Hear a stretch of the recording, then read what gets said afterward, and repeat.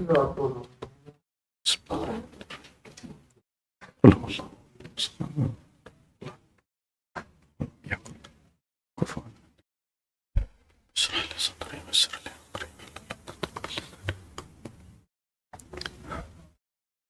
الله الرحمن الرحيم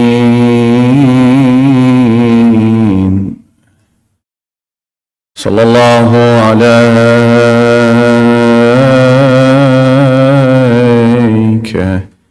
يا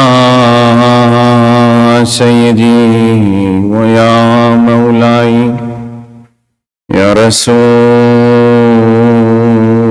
الله وعلى أهل بيتك المعصومين الأبرار الميامين المظلومين المضطهدين. السلام عليك وعلى ولدك المظلوم أبي عبد الله الحسين. يا رحمة الله الواسعة ويا باب نجاة الأمة يا غريب يا مظلوم يا عطشان كربلاء، ما خاب والله من تمسك بكم، أمن من لجأ والتجأ إليكم. يا ليتنا فيا ليتنا كنا معكم سيدي فنفوز والله فوزا عظيما. بسم الله الرحمن الرحيم. إن في خلق السماوات والأرض واختلاف الليل والنهار لآيات لأولي الألباب الذين يذكرون الله قياما وقعودا وعلى جنوبهم ويتفكرون في خلق السماوات والأرض ربنا ما خلقت هذا باطلا سبحانك فقنا عذاب النار. ربنا إنك من تدخل النار فقد خزيته وما للظالمين من أنصار. آمنا بالله. صدق الله العلي العظيم. اللهم صل على محمد. السلام عليكم جميعا ورحمة الله وبركاته. My dear brothers and sisters, I mentioned to you yesterday that the Holy Quran describes repeatedly that Allah has sent signs using the word ayat, and that the purpose of this sign is to instill within you an awakening. And the purpose of this sign is for you to understand that there is a haqq you have to follow. There is a system that Allah has built for you. And that's why the ayah that I recited, that I will continue to recite every night, and I will explain it next week, insha'Allah, as we reach closer to Ashura. It says, إِنَّ فِي خَلْقِ السَّمَاوَاتِ وَالْأَرْضِ وَاخْتِلَافِ اللَّيْلِ وَالنَّهَارِ لَآيَاتٍ لِأُولِي الْأَلْبَابِ. In the creation of the skies and the earth and everything that Quran is mentioning, there is a sign, there's constantly a sign. And there are those who will believe and there are those who will not believe. There are those who will accept, there are those who will not accept. So why has Allah created all of these signs? The skies, the earth, the mountain, everything. The differences in your language, marriage has been described as a sign. وَمِنْ آيَاتِهِ أَنْ خَلَقَ لَكُم مِّنْ أَنفُسِكُمْ أَزْوَاجًا. Allah, one of His signs is that He has made your spouse from you. It is His sign. Allah has made it as a sign. The sign is what? It establishes the fact in life. It is a fact. It is an undeniable fact. When Allah says something is an ayah, it's a fact. It cannot be changed. It establishes reality for you. It allows you to see the world the way it is, wherever you are, in whatever circumstance you are. The ayah of Allah will open your eye that this is the fact in front of you. Don't be deceived. That means that insan must be deceived at some point, or is prone to being deceived, or prone to miscalculating the life of this world. So the sign brings you back to reality. That reality is extremely important. Why? Because it will become the basis for our judgment on the day of when all of us stand in front of Allah.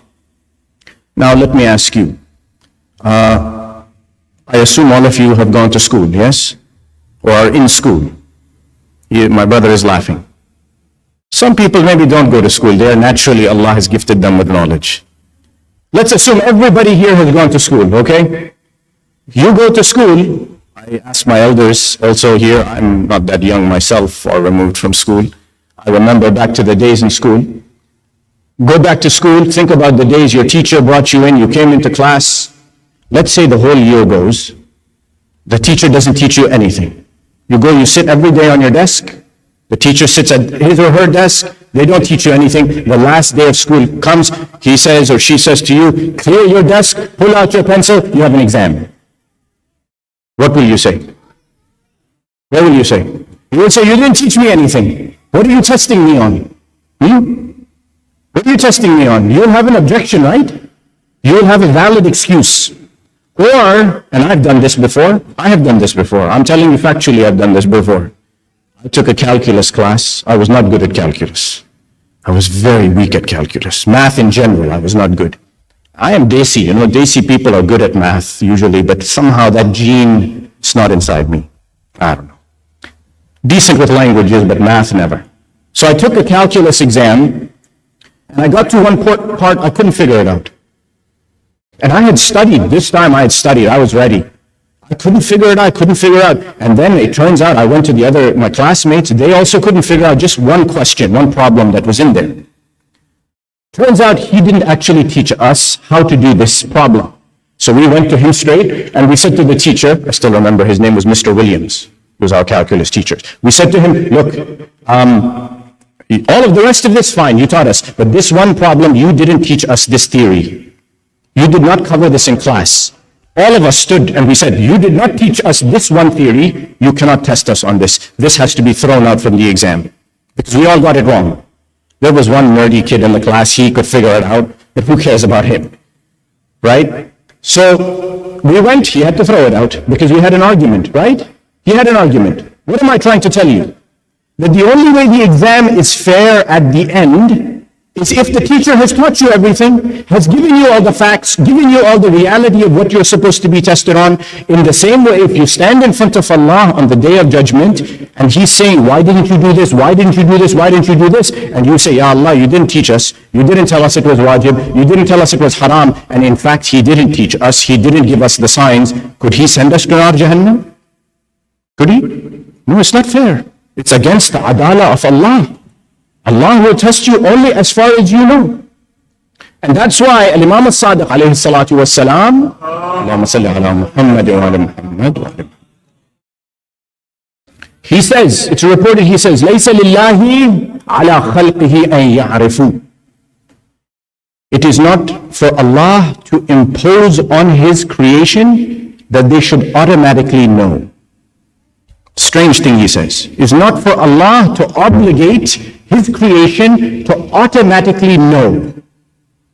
Then he says, وَلِلْخَلْقِ عَلَى اللَّهِ أَن يُعَرِّفَهُمْ. It is upon Allah, the creation has a right upon Allah that Allah makes them know. It is the right of the creation, us, the abd, that Allah should teach us. He should give us a sign. He should point to everything. Where is the truth? Where is the batil? Allah should do it. But then it doesn't stop. He says, وَلِلَّهِ عَلَى خَلْقِهِ إِذَا عَرَّفَهُمْ أَن يَقْبَلُوا. It is upon Allah that if He teaches His khalq, if He makes them know the truth, that they should accept it. The minute Allah has given you the truth, you have to accept it. If you don't accept it, when you stand on the day of judgment, do you have an excuse in front of Him? You have no excuse in front of Him. So for one reason or another, the truth came to you, you did not accept it. The ayah of Allah was there. So the ayahs that come, they establish the truth, they establish fact. They do one other thing. They establish the current state of things. Okay? What does that mean? Current state is what reality is now. Now, why does it have to do that? Because what was before may not be now. Right? What was before may not be now. Al-Imam al-Hasan al-Mujtaba alayhi salatu was-salam, Allahumma salli ala Muhammad wa ala Muhammad. He is faced with Muawiyah la'natullahi alayhi. He could have gone and fought, no? He could have gone, taken whatever supporters he had, few supporters. Abdullah al-Hussein alayhi salam, 72 supporters. In some riwayat, 120. That's it, maximum. Not more than that. Imam Hassan could have found these many people to go fight Muawiyah. But he didn't. Because the circumstances in that time made it so that the Imam's decision, by Allah's guidance, is to say, I must hold my hand down. The time will come to fight. 10 years passed from 50th AH, from after Hijrah, to the time of Imam Abi Abdullah al-Hussein in Karbala in 61. The circumstances now currently are what? Different. Now Abi Abdullah al-Hussein will not have a truce, will not make a treaty, will not do any of these things because there is no option. Now the only option is to stand Amar bil Ma'ruf wa Nahi anil Munkar. So the ayah will tell you what is the current state versus what is the previous state. And what does that teach us? That us as human beings, our eyes should be where? Not only forward, but backward also. Our eyes should look backward. Our mind should focus on what was and what is to come. Not just in one direction. It would behoove us, it is wisdom to be able to do that. It is important. Number 3, when the ayah comes, and this is for all of us, my dears, when the ayah comes down to us, when the ayah is revealed in front of us in some way, shape, or form, it is confirming for us that what we believe is correct or not correct. Isn't it? That the ayah will tell you that, yes, the foundation of your iman is sound. It is not built on a shaky foundation. Or it will tell you that you are misguided. You went the wrong direction, come back. Just look at the example of Fir'aun. Fir'aun became what? When he died, when the water crashed, when he goes into the Red Sea, yes, when he goes into the water, and Allah says the water to fall on top of him and kill him. He drowns. What does the ayah of the Quran say? That we brought his body back to the surface, we made it float to the beach so that all of the people can see the example in front of everyone that he was wrong. Sign was left. The sign was left for everybody. This doesn't happen in front of our eyes constantly. It's just we are sleeping, my dears. We are not paying attention to the world around us. Constantly the signs of Allah are there in the skies, in the earth, in the world around us. Constantly. You want to know why? Because our mind is a very strange thing. Okay. So I will tell you some science now. Okay. From here, we are in the north of Atlanta right now, right? Northish. I flew into Atlanta, Hartsfield, which is sort of southish, south of Atlanta, right? From Atlanta, Hartsfield, to come up to Zainabia, how many routes are there I could potentially take? Many. One straight through, one going up the west side, one going up the right side, so many different routes. Let's say I arrive into Atlanta, I take the western route and I come through, I get stuck in bad traffic. Now, I don't know if this is true or not, but I get stuck in bad traffic. And I get stuck really, really badly. And I spend hours until I finally reach my destination. I do it again. I come back and visit you. I don't know if you will actually invite me again, but let's assume that you like me, and I come again. Thank you. I come and I go again on the western side of the city, and I come up to Zainabia. Again, I get stuck. What is my mind telling me now? My mind has done an exercise. My mind has observe the circumstances. It's got a theory in the mind. I need to get from Atlanta airport to Zainabia. I've gone the western route every single time. I have observed what is happening. I get stuck in traffic. I was looking for mistakes. Should I have gone up the western side? Maybe I should have taken a different road on the western side. Maybe not that one highway, but a different highway on the west side of the city. I start to plan. I start to look for mistakes. I start to solve the problems in my mind. And eventually I learn. Right? Now, what I do now is I start to predict. Human mind is this way. It collects information, it makes a model inside of the mind, a formula, and it applies that formula. You do this with everything. Everything you do this. Just look at your life. You collect information, collect data, you make a system inside your mind, you calculate, is this right, is this wrong, where is the mistake, and if there's mistakes, how do you correct it? You learn and you apply. But the human mind wants to save energy. Constantly it wants to save energy. So what does it do? Sometimes, even when it cannot collect the data, it cannot observe, it tries to predict where is it going to go. So now what do? I arrive into Atlanta. Both those two previous times I arrived at 4 o'clock p.m. Okay? By the time I got my bags, and I got out, it's 4:30. Now I'm driving up 5 p.m. in Atlanta traffic, coming up on that west side. What's going to happen? Both days, one was a Monday, the other was a Wednesday. I will get stuck in traffic, no? Constantly.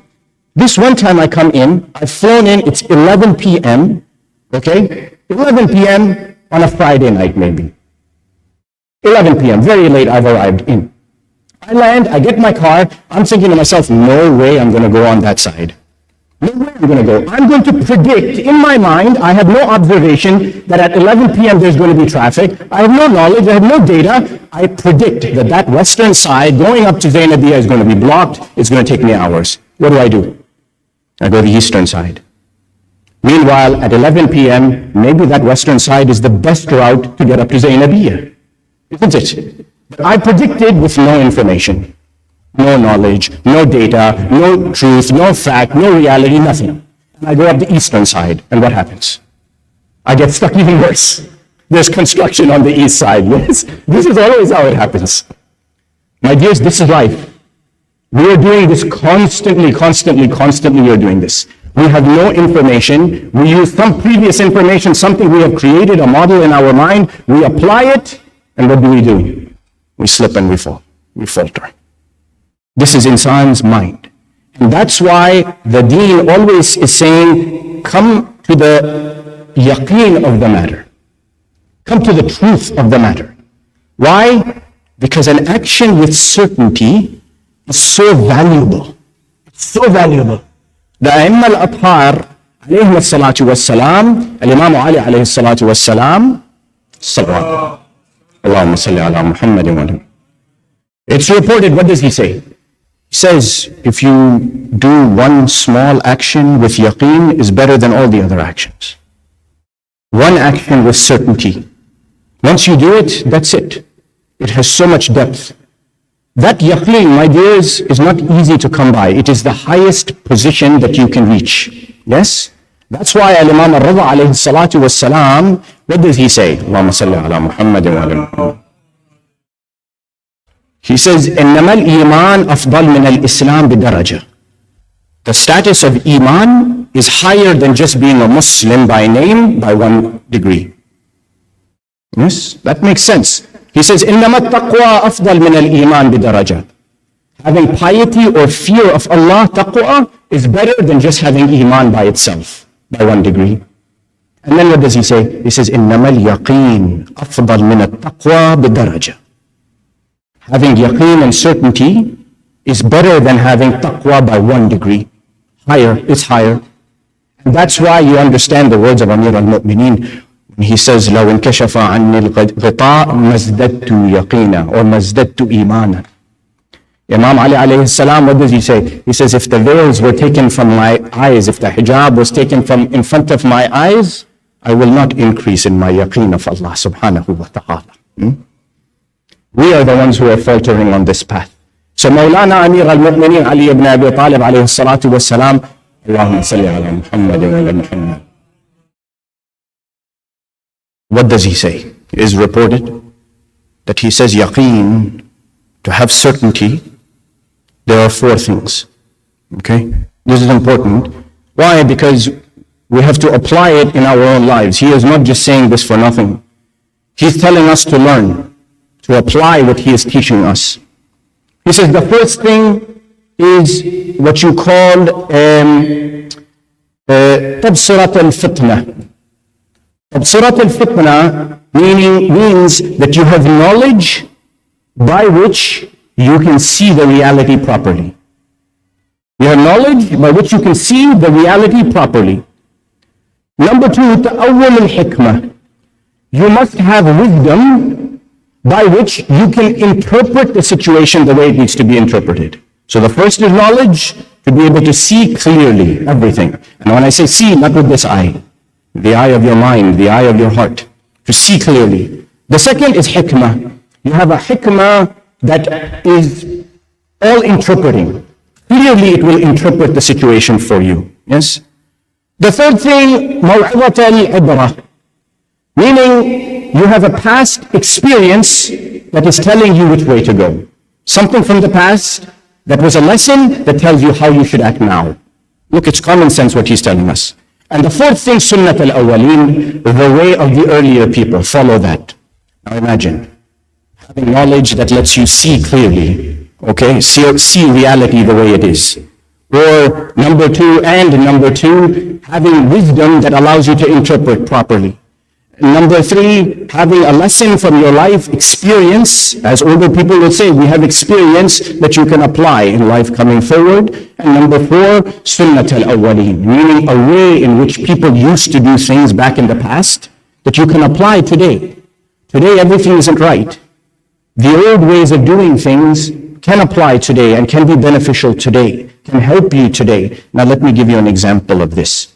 I'm going to tell you an example, a real example, on a subject that is a bit sensitive, okay? But we should talk about it. It's important to talk about. Someone tell me that is temporary marriage halal or haram? Salawat ala Muhammadin wa ala Muhammad. Allahumma salli ala Muhammadin wa ala Muhammad. Temporary marriage is halal or haram? Is allowed or not allowed? The men don't want to raise their hands. They're scared. Sisters, none of the men have put their hands up. I'm just witnessing. Yes? Tawqir, I'm right? None of the men put their hands up. That doesn't mean it became haram. It is allowed. Temporary marriage is allowed. It is allowed. It's mentioned in Surah An-Nisa, Ayah 24. Go see it. It is right there. Okay? Those who don't know, the evidence is there. Don't laugh. It's true. So, temporary marriage is allowed or not allowed? It's allowed. It's allowed. It is practiced. Should it be practiced? That's a different question. That's a different answer altogether. They say one day, a young lady, she came to a sheikh, to a scholar, okay? This young lady, in her early 30s now, she had been married previously. The marriage ended very badly. The divorce was very nasty. And then she couldn't get married. Once you get divorced, our community, we shun the divorcees. I hate to say it. We don't treat them well. We don't treat these women who are divorced, especially if they have a child, we don't treat them with dignity, we don't treat them with compassion. Unfortunately, I hate to say it, we treat them like they're used clothes. This is not the seerah of Rasulullah. Rasulullah did not behave in this manner. So this young woman, this is real life, I'm telling you what happened. She cannot get married. She goes and talks to this sheikh. She says, look, I want to get married. I don't know what to do. So she goes and she gets on one of these Shia matchmaking apps. This is before my time. I never had this when I was young. I say alhamdulillah, to be honest. So she goes on this app. She meets a young man who now suddenly shows an interest in her. And so she wants to marry him. They start to talk. They get to know each other. She wants to marry him. He says, let's do temporary marriage. Let's do a temporary marriage. She goes to the sheikh because she wants to do it. She thinks, yes, this is good. I like this man. I want to marry him. And I want to be with him. He's saying, let's do a temporary marriage for maybe 2, 3, 4 months. And then we'll get married permanently after that. Yes? So she comes to the sheikh, and the sheikh says, she says, look, sheikh, I met this guy, finally somebody, all these years I've been divorced, nobody wants to marry me. He wants to do temporary marriage first, so we can get to know each other. I've been divorced. He's a little older. We don't know. We want to do temporary marriage. Then he says, we'll get married permanently, do a permanent marriage. What do you think? The sheikh looks at her. He says to her, temporary marriage is allowed. And you, because you are not a virgin anymore, you don't need the permission of your father. You were married previously. You can marry whoever you would like to marry. He asks her, he says, he's a mu'min, he's, etc., etc. She says, yes, as far as I know, he is. The scholar asks the young woman, what is the reason he gives you, the man, for marrying temporarily? She says, because he says he wants to get to know me a little better, so that then we will know if we're compatible to each other. We can then have a permanent marriage after that. I said, are there any restrictions? The scholar says, you have any restrictions in their temporary marriage? Because temporary marriage, you can have restrictions in it. You can say that there's going to be no physical contact. You can say that it will only be for talking on the phone, etc. You can make whatever restrictions you want, as long as the parties agree upon it. She says to the scholar, she says, no restrictions. I asked him. The man wants to have a temporary marriage that is open, meaning they will engage in whatever they have to engage in. The scholar looks at her. He says, if you ask my opinion, you should not do it. She's surprised. She says, why? He says to her, because it seems that the man only wants to do temporary marriage with you in order to fulfill his physical needs. And that if, in fact, he really wanted to marry you permanently, he would have married you permanently. Why do the temporary marriage in the beginning, What is the reason for this? I need to get to know you or no. You have already gotten to know her enough to marry her temporarily. Why the need for the temporary marriage? If she was not compatible, why do the temporary marriage even? I'm not saying that it is a bad idea or not bad. The scholar said, there's a risk. And you should approach it with caution. What happens? A month goes by. She finally calls this scholar back. She speaks with him. The scholar asks, he said, what happened? Did you end up getting married? She says, no. She says, it was as you had said, that he was only interested in physical affair. And it was quite clear that if I had gone through with it, he would not have married me. He would not have married me. You see, there is knowledge that makes you see the reality of the circumstance. In this circumstance, if she had done temporary marriage with that man, was there any haram in it? It's no haram. No haram. Allah allows it. But is it the right thing to do? This is where knowledge allows you to see what is clear. Experience, then the wisdom of your experience will tell you, do this or don't do this. Or not do this. And practice precaution. The elders, if anything I've learned from my elders, I can say this, is that be precautious. Today, the young people, they go headlong, fast, very fast. The world is very fast, yes? So you see why Imam Ali alayhi salatu wassalam, he says, تَبْصِرَةَ الْفِتْنَةِ تَأَوَّلَ الْحِكْمَةِ مَوْعِظَةَ الْعِبْرَةِ and سُنَّةَ الْأَوَّلِينَ. 4 things. Hold on to these 4 things. You will establish yaqeen. And believe me, if you have yaqeen, you will see signs everywhere, my dears. You will see those signs everywhere. Those signs will shape your life. Those signs can be anywhere. Yes? Tell me, how many poor homeless people do you have here in Atlanta? A lot. In North Carolina, where I am, on every off-ramp of the highway, you see a poor person, homeless person. I saw one close to the hotel where I'm staying. Same. They are there. Tell me, we give sadaqah to them, or sham hasana, or something to them, we give it to them. Yes, we're generous. When Allah teaches us to give to the poor, we give. But do we see that poor person as a sign of something to us? Is there a sign in this? That very quickly, wal-'ayadu billah, may Allah not allow this to happen, Allah can take everything away from us. Can He not? Do we see this as a sign, or we see somebody who is sick? Do we see them as a sign that Allah has given us health as a great blessing?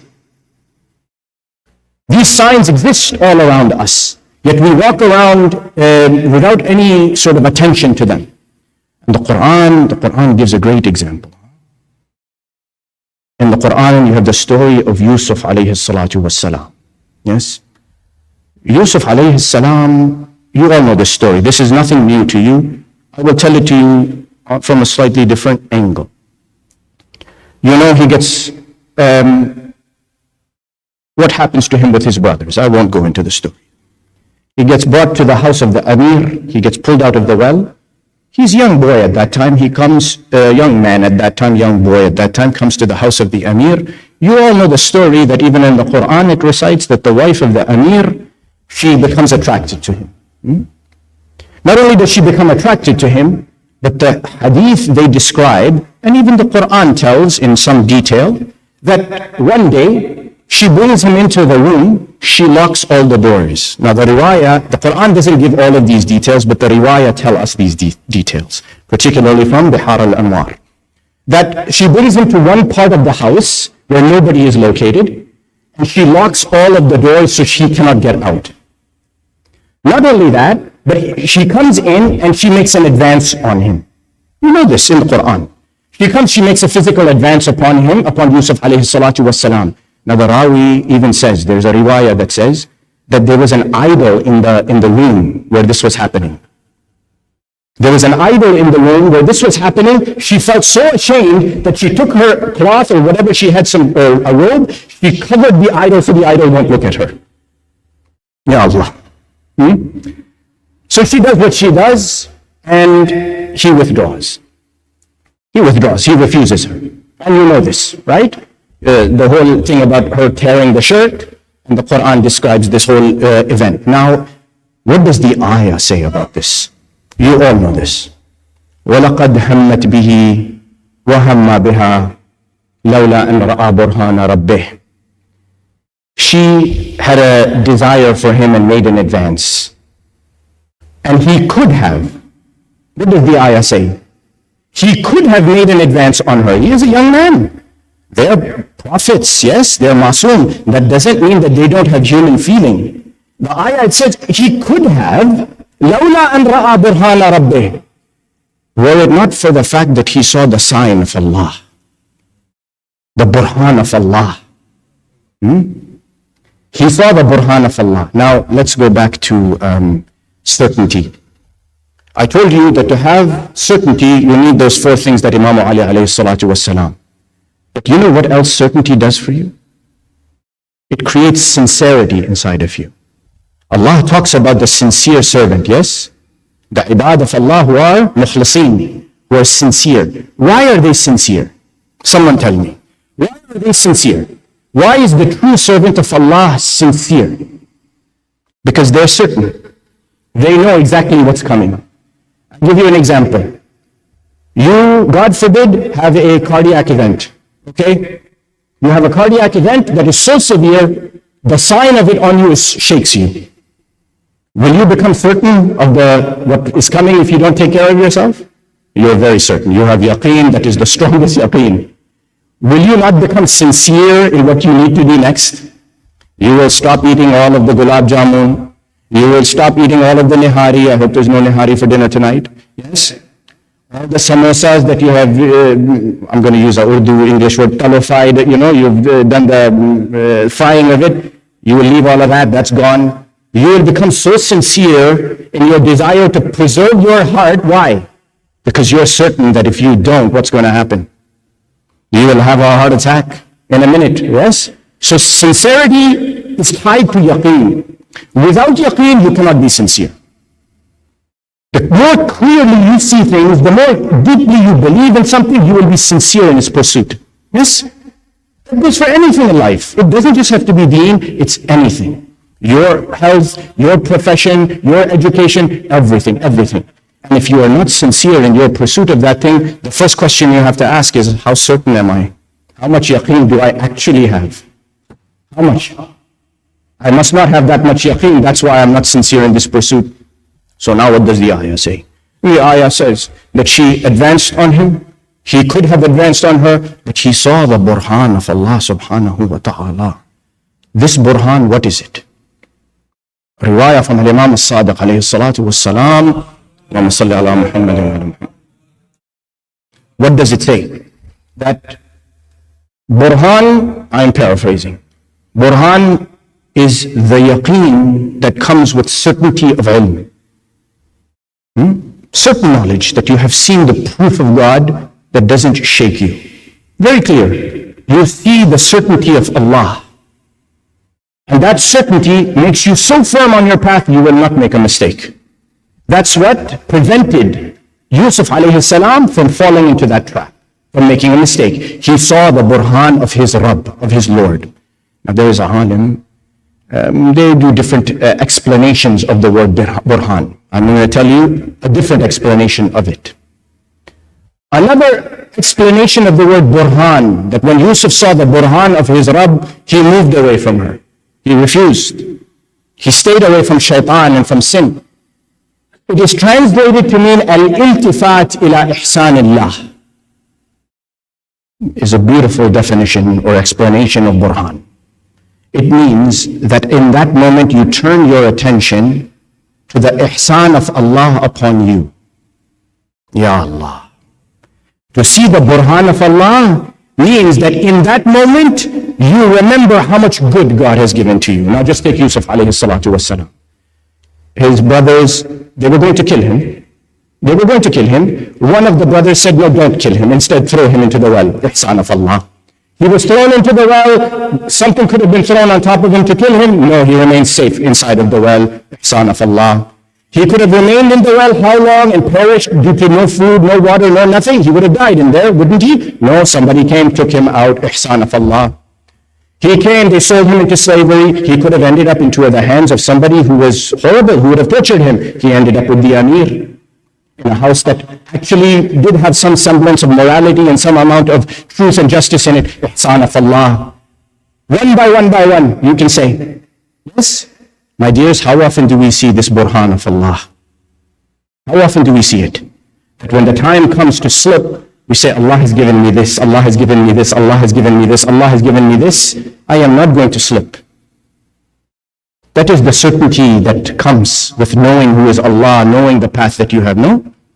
But we walk around in a daze. That's why even the ayah, after it describes Yusuf alayhi salam, that she advanced on him, he could have advanced on her, but no. His certainty in Allah kept him away from that.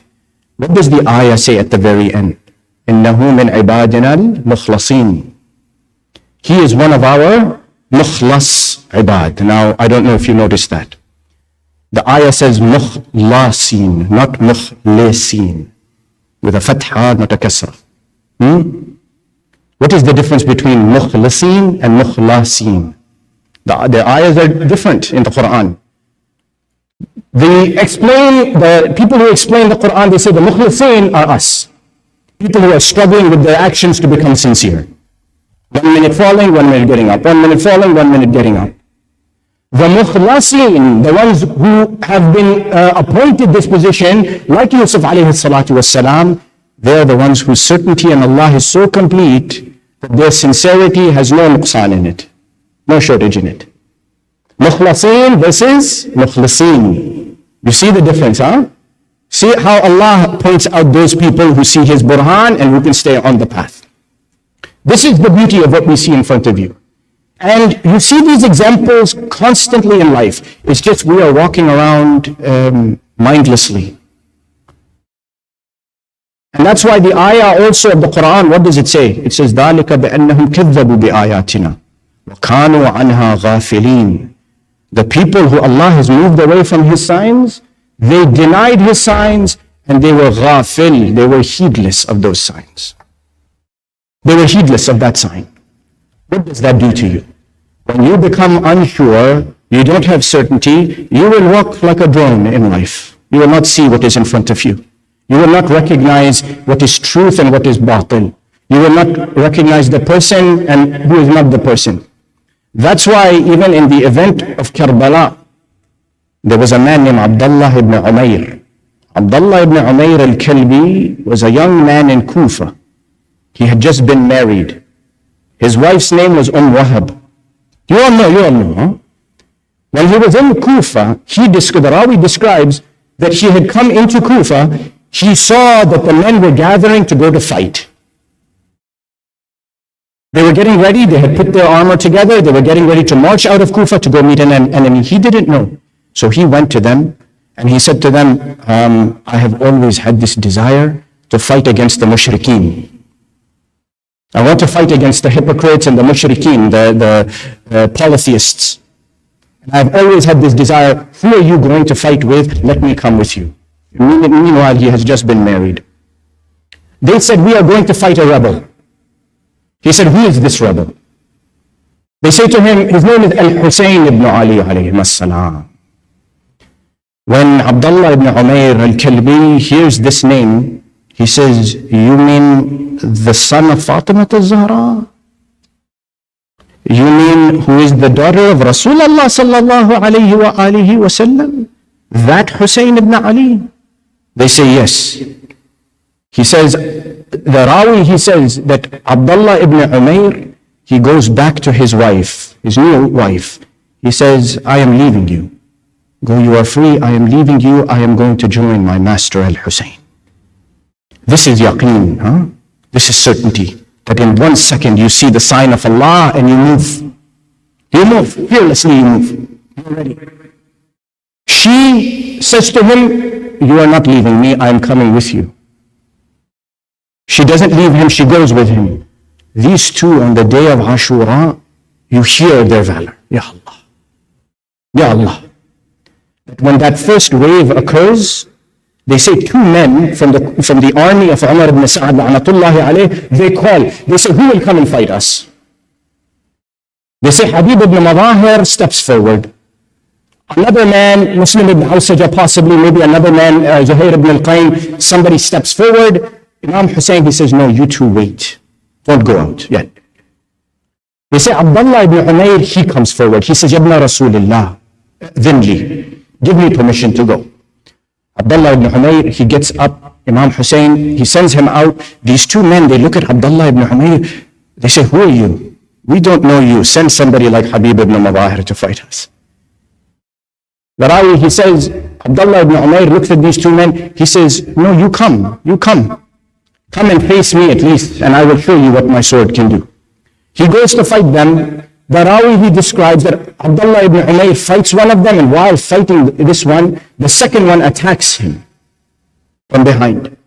And it's reported, he raises his sword to strike him, he hits Abdullah ibn Umayr on his left arm. Abdullah ibn Umayr lifts his left hand to block him, he cuts off his left arm. Abdullah ibn Umayr, when he falls, his wife Wahab is watching from the tent. She grabs the pole of the tent and she comes charging to the battlefield. And she starts to fight the enemy. They say, Imam Hussein bi abi wa ummi. This is why, what is the heart of Al-Hussein? Ya Allah. How broken must have been the heart of Imam Hussein, that he saw his beloved companions, the wives of his companions, step out like this, in the defense of Islam. She comes out, he goes and he calls after them. That fighting is not only wajib to the wife. Come back please. Until finally he insists on her, she comes back. Abdullah ibn Umayr is struck, he falls from the ground and he dies. She goes without hesitation to his body. The Rawi, he says, she takes from her clothes, وَبَدَأَتْ تَمْسَحْ بِوَجْهِهِ. She takes her cloth from her clothing and she starts to wipe the blood and the dirt from his face. While she is doing this, Shimr ibn the Jawshan, la'natullahi alayhi, he calls one of his men. Some say the man named Rustam. He calls him, he says, go and kill her. This man comes with a pole, a stick. He hits her on her head, strikes her on her head, and she is shaheed. Her husband was maybe the second of the shuhada amongst the army of Imam Hussein. She is the first woman to be shaheed. Right there and then. This, once you see the burhan of Allah, nothing will matter. You know where you are going. You know where is shaitan, and you know where the side of nur and hidayah and Allah subhanahu wa ta'ala is located. That is the truth. And that is the beauty of the Ahl al-Bayt, is that we are constantly pointing to this. Constantly indicating where this is located. And that's why you see that what have we done as the fallacy? we have decided we are going to define the truth by the circumstances around us. For me, truth is what I know in my life. It's my circumstance, what I believe, how I want to apply it, all of these things, that is truth. What you live in your life, that's not truth. What they live in Iraq, what they live in Afghanistan, what they live in Africa, what they live in Russia, that's not truth. Only what I know by my circumstance. Yet that's not how it is, my dears. They say that, you all know the companion Al-Asbagh ibn Nubata, the great companion of Amir al-Mu'mineen. What does he say?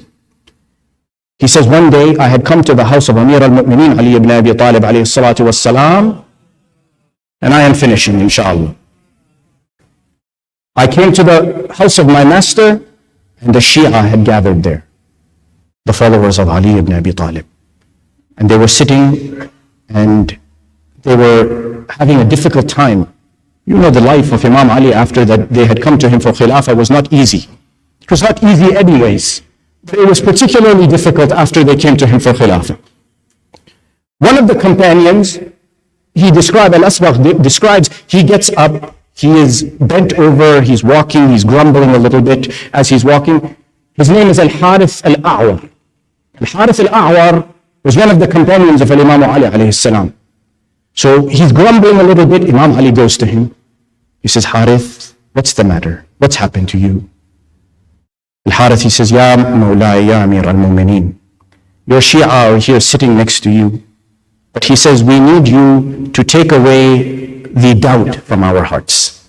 That is the role of imamat. To take the doubt away from the hearts of the true believers. We need you to take the doubt away from our hearts. Please help us. Imam Ali, he says, what is the matter? Al-Harith, he says, Ya Amir al-Mu'mineen, your Shia are three groups. He says, there are those who are the ghulat, the extreme Shia. This is a riwayah. The extreme Shia, who have gone too far. He says, there are those who are a little behind. They have not done what they are supposed to. They are negligent in their duty as the Shia. And then there are those in the middle who have fulfilled exactly like you have asked. What should we do? Who is on your side? Imam Ali alayhi salam, he says, undoubtedly it is the ones who are in the middle. He says, so that the ones who are ghulat, the ones who are extreme can come back to them, and the ones who are negligent, who are failing in their duty can catch up to the ones who are just above them. These are the people. So now, Imam Ali alayhi salam says something very, very important. He says, O Harith, he says, La yusafu deen Allah bil rijal. He says, the religion of God cannot be described by men. We spend our whole life defining everything by our own minds. Here Imam Ali, he says, La yusafu deen Allah bil rijal. The religion of God cannot be defined or described or signified by man. Bal bi ayatil haqq. It is only the ayah, the sign of truth that points to religion. He says, فَأَعْرِفَ الْحَقِّ تَعْرِفْ أَهْلَهُ. Know what is the truth, you will know who are the people of truth. Don't define truth with your mind. Find the truth, truth will tell you what is everything. That's why Rasul says, عَلِيٌّ مَعَ الْحَقِّ وَالْحَقِّ مَعَ عَلِي. اللهم أدر الحق حيثما دار. Truth is with Ali, Ali is with the truth. Allah, make the truth turn in the direction of Ali. Look how it points. And this is Karbala, my dears. Karbala is the fight against Ali ibn Abi Talib alayhi salatu wassalam. No? It's not. It is the truth, the wilayah of Ali ibn Abi Talib that they wanted to deny that made them stand there. And my dears, it is not just a few months, a few years, a decade in making, it is many decades in making that has brought us to the 61st year on the plains of Karbala. Decades and decades and decades. That's why when Mawlana our Imam, Mawlana al-Hussein alayhi salatu wassalam, when he is leaving Medina, how does he leave?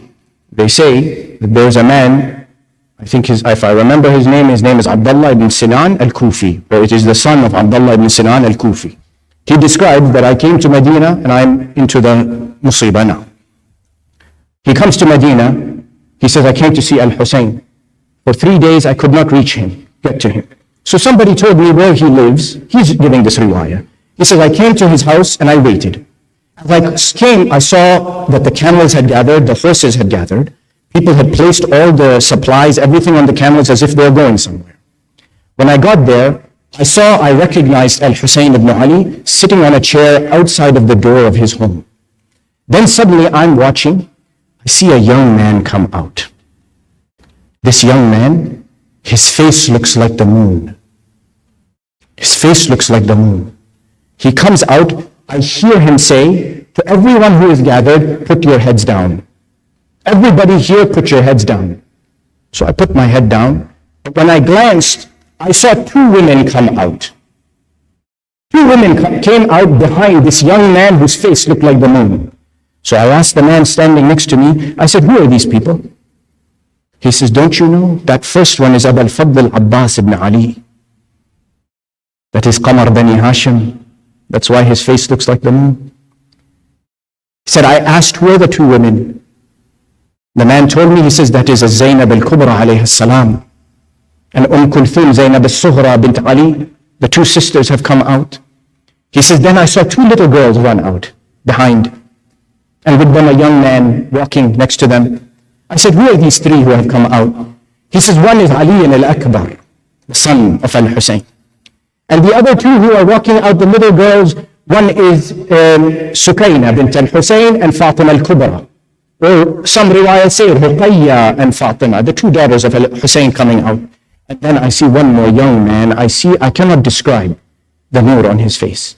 I asked, who is this? He says, this is Ali ibn al-Hussein al-Sajjad, who has come out. And I watch as they get onto their rides to make their way towards Mecca. My dears, but the Rawi describes how Hussein left Medina. The Rawi, he says that Imam Hussein, he went to the grave, first of all of his relatives, Al-Hassan ibn Ali, he goes to his grave. He visits the graves of his grandmothers, Fatima bint Asad. And finally makes his way over to the grave of his grandfather, Rasulullah sallallahu alayhi wa alihi wa sallam. He comes to that grave. The Rawi, he says, Al-Imam Al-Hussein نزل إلى قبر جده رسول الله وقال السلام عليك يا رسول الله السلام عليك يا نبي الله. My salam upon you, O Rasulullah. أنا فرخك وابن فرختك وخليفتك الذي تركتني في أمتك. I am your grandson, Ya Rasulullah. I have come to sit on your grave. I am the son of your daughter Fatima. I am the deputy you left amongst your people in this ummah.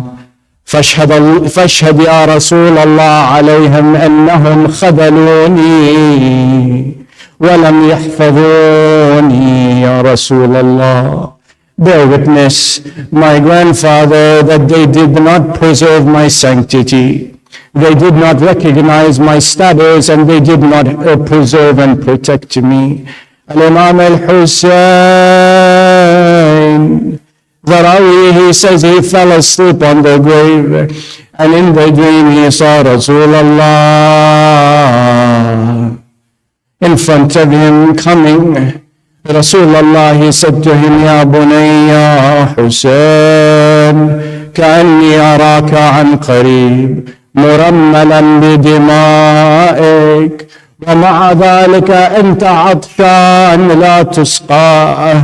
أيوة حسينا. When you feel pain in your heart, say Wah Husseina. Rasulullah, he says, my son, Ya Hussein, it is as if I see you very soon drenched in your blood, and you are thirsty, and they do not even give you a drink of water to quench your thirst. Imam Hussein in the dream, he says to Rasulullah, Ya Jadda, Ya Rasulullah, لا حاجة لي في الرجوع إلى الدنيا خذني إليك يا جدة.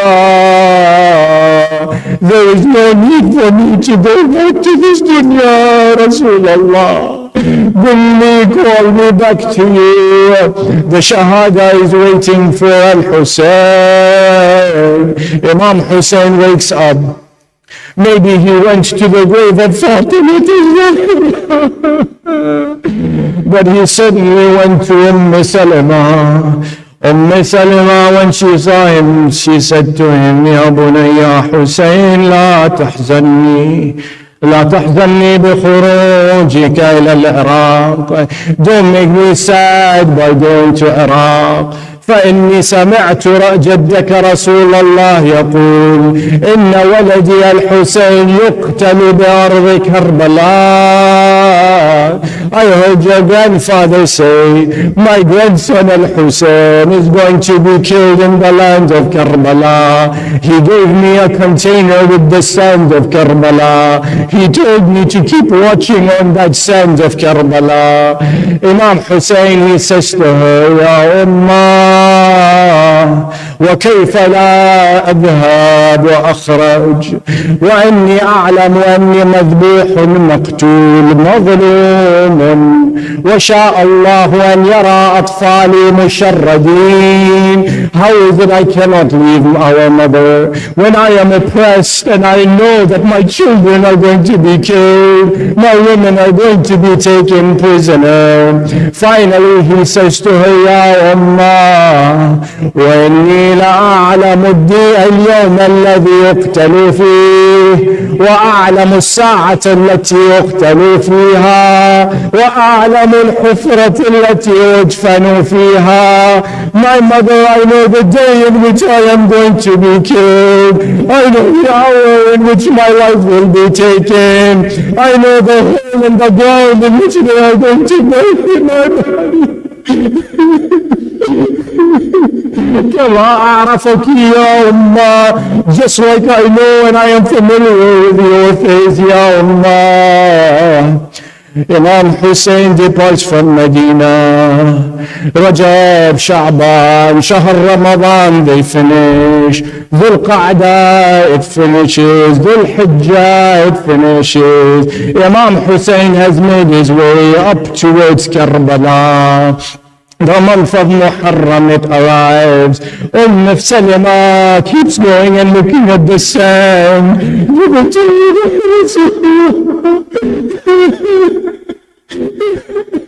The 7th of Muharram arrives, she looks at it, still sand. The 8th day, the 9th day, she goes in, worried and sees the sand and feels relieved. The day she is gone. Salama is looking at the sand of Karbala. Now it has turned into the blood.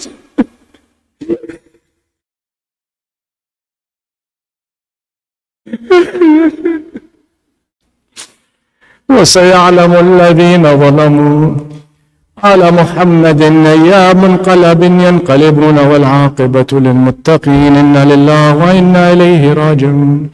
اللهم إنا نسألك وندعوك ونقسم عليك بحق الزهراء وأبيها وبعلها وبنيها والسر المستودع فيها لعن الله ظالميها. اللهم شافي كل مريض، اللهم رد كل غريب، اللهم فك كل أسير. اللهم غير سوء حالنا بحسن حالك يا كريم. اللهم وفقنا لمراضيك وجنبنا معاصيك وثبت أقدامنا على صراطك المستقيم وخذ بأيدينا إليك يا أرحم الراحمين. وفرج عنا يا الله فرجا عاجلا قريبا كلمح البصر وهو أقرب من ذلك. وافرغ علينا صبرا وتوفنا مسلمين. والصلاة والسلام على سيدنا محمد وآله الطيبين الطاهرين. يا حسين.